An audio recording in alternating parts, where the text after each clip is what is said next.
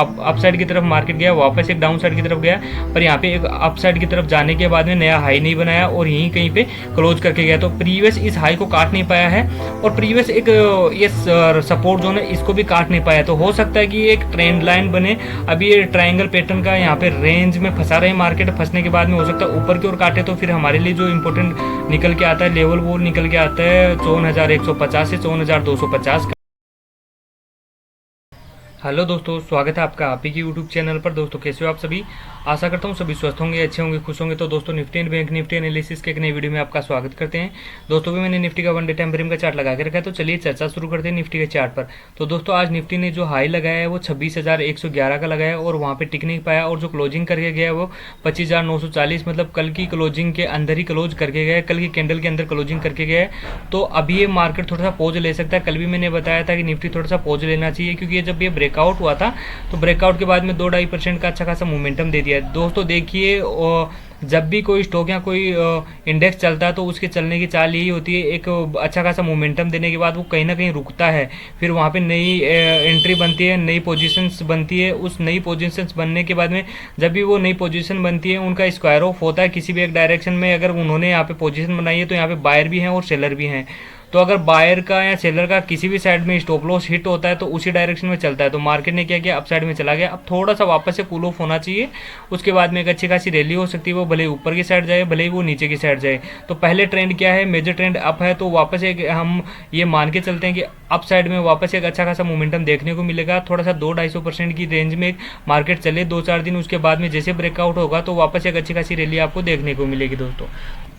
तो चलिए दोस्तों भी निफ्टी में 15 मिनट के टाइम फ्रेम में देख लेते हैं कि निफ्टी किस तरीके से क्लोजिंग करके गया है और क्या नेक्स्ट हमारे लिए इंपॉर्टेंट लेवल हो सकते हैं दोस्तों। तो दोस्तों जैसे कि आप निफ्टी को देख पा रहे होंगे, निफ्टी एक अच्छी जगह पे क्लोजिंग दे करके गया है, पर अभी भी एक मार्केट ने रेंज बना करके क्लोजिंग दे करके गया है। तो अगर आप ध्यान से देखोगे तो निफ्टी ने यहाँ पे क्या किया, एक अच्छा खासा मूव दिया। मूव देने के बाद में यहाँ पे मार्केट ने क्या किया, साइडवेज काम किया, और जैसे ही साइडवेज की रेंज का ब्रेकआउट होता है तो एक अच्छा खासा ऊपर की तरफ मूव देके जाता है। आज वापस एक लेवल को टेस्ट करता है, वो जो लेवल है वो 24,900 के आसपास का, उस लेवल को टेस्ट करता है और ऊपर जाने की एक कोशिश करता है और 26,000 का एक हाई लगाता है और क्लोज जो है थोड़ा सा नीचे जा करके करके जाता है। तो अगर कहीं ना कहीं देखोगे तो निफ्टी का जो ट्रेंड है वो पॉजिटिव बना हुआ है 15 मिनट के टाइम फ्रेम में, क्योंकि अगर आप इस प्राइजेक्शन को समझने की कोशिश करोगे तो कहीं ना कहीं मुझे पॉजिटिव लग रहा है। जब तक कि 24,900 के नीचे अगर मार्केट क्लोज नहीं करता है या फिर मार्केट नहीं चला जाता है तो हमें एक बार डरने की जरूरत नहीं है 15 मिनट के टाइम फ्रेम में। इंट्राडे में तभी हमें डाउन साइड का मूवमेंट देखने को मिलेगा जब 24,900 के नीचे मार्केट जाए और वहाँ पे सस्टेन करे और प्राइजेक्शन बनाने लगे, तब जाकर के हमें थोड़ा सा बियरिश होना है। क्योंकि अभी देखिएगा हर एक लो जो है प्रीवियस लो से ऊपर है। यहाँ पे मार्केट ने क्या किया था, सपोर्ट लिया था और ऊपर की ओर चला गया। वापस मार्केट ने एक नया सपोर्ट यहाँ पर लिया है।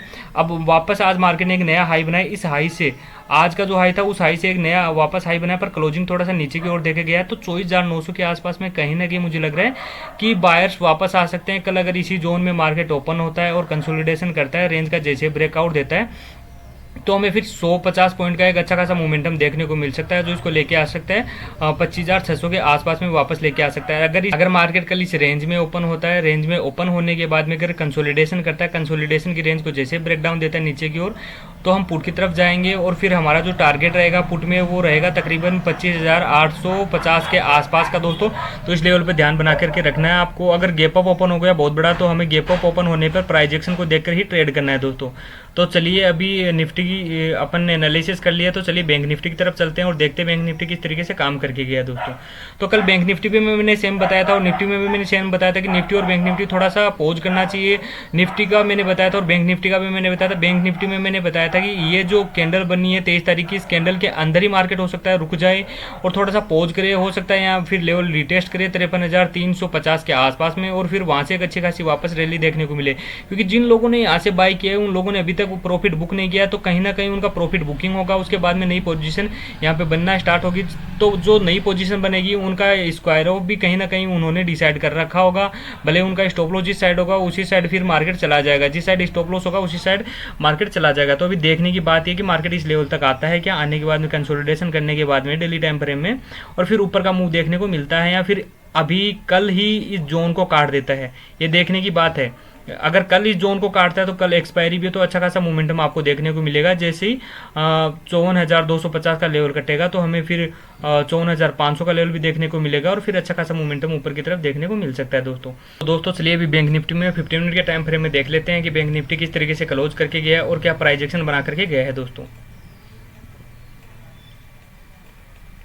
तो बैंक निफ्टी को आप ध्यान से देखोगे तो बैंक निफ्टी ने एक अच्छी खासी रैली दी थी। यहाँ पे आप देखोगे अच्छी खासी रैली दी, उसके नेक्स्ट दिन देखिए ये एक रेंज बाउंड रह गया था। रेंज बाउंड रहने के बाद में थोड़ा सा जैसे रेंज का ब्रेकआउट हुआ, ब्रेकआउट होने के बाद में अच्छा खासा वापस एक ऊपर की ओर मोमेंटम देखने को मिला, पर क्लोजिंग थोड़ा सा नीचे की साइड में देख करके गया। तो हमारे लिए इंपॉर्टेंट सपोर्ट क्या बन गया था 15 मिनट के टाइम फ्रेम का, ये एक इंपॉर्टेंट सपोर्ट जोन बन गया था। यहाँ पे मार्केट ने क्या किया, कंसोलिडेशन किया। कंसोलिडेशन की रेंज को जैसे ब्रेकआउट दिया तो एक ऊपर की ओर मूव मिला, पर क्लोजिंग जो नीचे की ओर देख करके गया। आज वापस गैप डाउन ओपन हुआ थोड़ा सा और फिर मार्केट ने क्या किया, इनसाइड टाइप कैंडल बनाई और नीचे की ओर वापस आ गया। तो यहाँ पे नीचे की ओर वापस आ गया, इसी जोन पे सपोर्ट लिया और थोड़ा सपोर्ट लेने के बाद में वापस ऊपर की ओर गया, पर प्रीवियस इस हाई को काट नहीं पाया। यहाँ पे ध्यान देने वाली बात क्या, प्रीवियस इस हाई को काट नहीं पाया और कंसोलिडेशन करने के बाद नीचे की ओर आया और जो क्लोजिंग जो है इसी जोन के आसपास में देख करके गया है, 53,970 के आसपास में, इसी रेंज के आसपास में क्लोजिंग देख करके गया है, जो कहीं ना कहीं एक नेगेटिव सिनेरियो भी बनता है। क्योंकि देखिए यहाँ से मार्केट ने क्या किया, एक अप साइड की तरफ मार्केट गया, वापस एक डाउन साइड की तरफ गया, पर यहाँ पे एक अप साइड की तरफ जाने के बाद में नया हाई नहीं बनाया और यहीं कहीं पे क्लोज करके गया। तो प्रीवियस इस हाई को काट नहीं पाया है और प्रीवियस एक ये सपोर्ट जोन है इसको भी काट नहीं पाया। तो हो सकता है कि एक ट्रेंड लाइन बने। अभी ये ट्रायंगल पैटर्न का यहाँ पे रेंज में फंसा रहे मार्केट, फंसने के बाद में हो सकता है ऊपर की ओर काटे, तो फिर हमारे लिए जो इंपॉर्टेंट निकल के आता है लेवल वो निकल के आता है 54,150 से 54,250 का।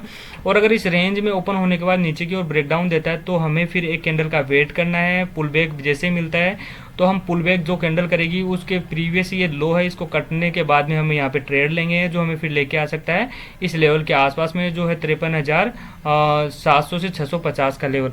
अगर बहुत बड़ा गैप अप ओपन हो जाए 54,250 के आसपास में, तो वहाँ पे अगर मार्केट उसी डायरेक्शन में गिरता रहता है तो फर्स्ट कैंडल का स्टॉप लॉस लगाएंगे हाई का और फिर हम पुट साइड में ट्रेड लेने का कोशिश करेंगे, पुट साइड में तरफ आ जाएंगे। और अगर बहुत बड़ा गैप अप ओपन हो गया 54,500 के आसपास में, तो हम प्राइस एक्शन देकर ही ट्रेड करेंगे दोस्तों। तो दोस्तों आज के लिए सिर्फ इतना ही। बाकी अगर वीडियो आपको अच्छा लगा हो तो लाइक करिए, शेयर करिए अपने दोस्तों के साथ, और अगर आपका कुछ सुझाव या क्यूरी रहता है तो वो कमेंट के माध्यम से पूछ सकते हैं। थैंक यू दोस्तों।